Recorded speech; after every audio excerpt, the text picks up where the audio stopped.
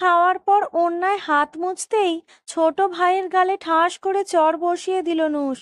রেগে চিৎকার দিয়ে মাকে বলল, মা, ও মা! রান্নাঘর থেকে বলল, কি হলো আবার? এই পাগলটা সব সময় আমার সাথে লেপ্টে থাকে কেন মা? বোনের সাথে থাকবে না তো কার সাথে থাকবে? আমার নতুন জামার অন্যায় এঁঠো হাত মুছলো, তাই বলে ওভাবে বলবি? নিজের ভাইকে কেউ ওভাবে বলে? নুস বিরক্তি নিয়ে ভাইয়ের দিকে তাকালো, দেখলো ভয়ে আতঙ্কে তার মুখ ভয়ে চুপসে গেছে। ও বিশেষ চাহিদা সম্পন্ন ছেলে, সহজ কথায় প্রতিবন্ধী। সব সময় নুসের আশেপাশে ঘোরাঘুরি করে।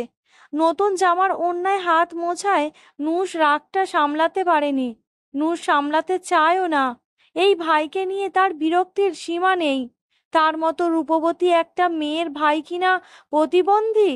বান্ধবী মহলে এই নিয়ে তাকে বেশ ইয়ার্কির শিকার হতে হয়। ছোট ভাইটি অস্পষ্ট স্বরে বলল, দিদি, আমার গালে খুব লেগেছে। নুস রাগ ক্ষোভ নিয়ে বলল, তুই আমার চোখের সামনে আসবি না। নতুন ড্রেসটা খারাপ করে দিল, সব যন্ত্রণা আমার কপালেই।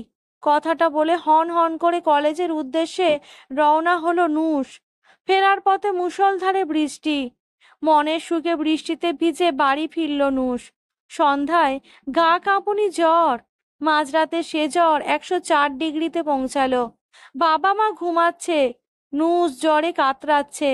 তার গলা শুকিয়ে গেছে, জল তেষ্টাও পেয়েছে, কিন্তু বলার শক্তি পাচ্ছে না। হঠাৎ কপালে ঠান্ডা কাপড়ের ছোঁয়া। নুস চোখ মেলে দেখলো ভাইটি বালতিতে গামছা ভিজিয়ে তার কপাল মুছে দিচ্ছে। অনেকক্ষণ গা মুছে দেওয়ার পর নুস কিছুটা সুস্থ বোধ করলো। ভাইয়ের দিকে তাকিয়ে নুসুর মনটা খারাপ হয়ে গেল।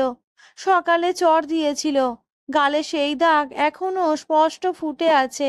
ভাইটি সারা রাত নুসুর মাথা টিপে দেয়, কপালে চুমু খায়, অনবরত কাঁদে আর অস্পষ্ট স্বরে বলে, দিদি ভালো হয়ে যাবে, দিদি ভালো হয়ে যাবে।